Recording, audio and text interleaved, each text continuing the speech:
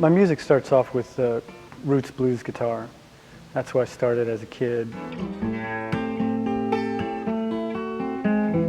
My grandfather left his village up in the Italian Alps when he was a teenager, struck out on his own, landed in the New World in the Italian ghetto in New York City where my father grew up. When I took off as a teenager and was trying to find my place in the world, I figured I'd finish what he started and ended up out on the West Coast. I look around me in the world and I see what's going on, and these songs come out. When you're pushed to the outside, then you observe a little bit more. So then you start having ideas about things to say about what you're observing.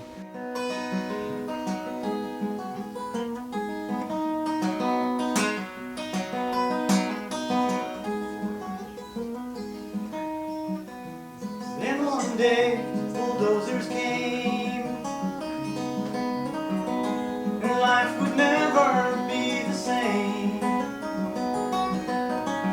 That day they killed a child's dream beneath the chainsaw screen. When I was a kid and they came in and bulldozed a lot of the areas that I used to play in to build more houses, it kind of was a turning point for me. Kind of something snapped, and I realized that I wasn't just going to take the straight and narrow and end up in a suburban home of my own, built on one of these places that they were bulldozing.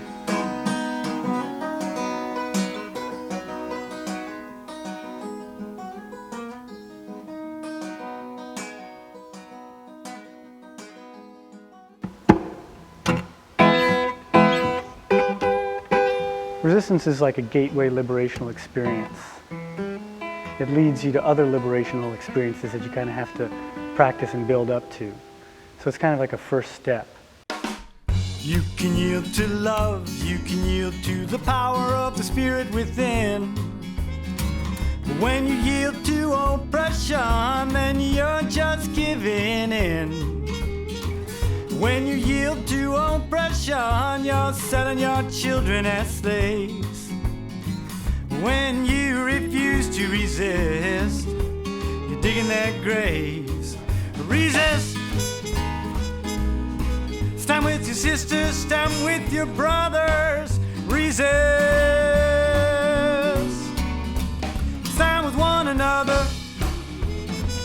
For so many years now that things have not been right, yet it's so hard for the people to unite.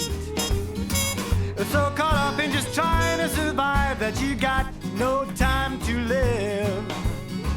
And all the while you're working for a boss, he takes more than he gives. Resist. Take your dreams for reality. Resist. Set yourselves free.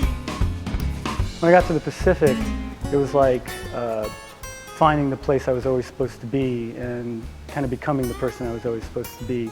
And I got really into the environment out here, and I got into the wilderness out here. I got into wilderness defense.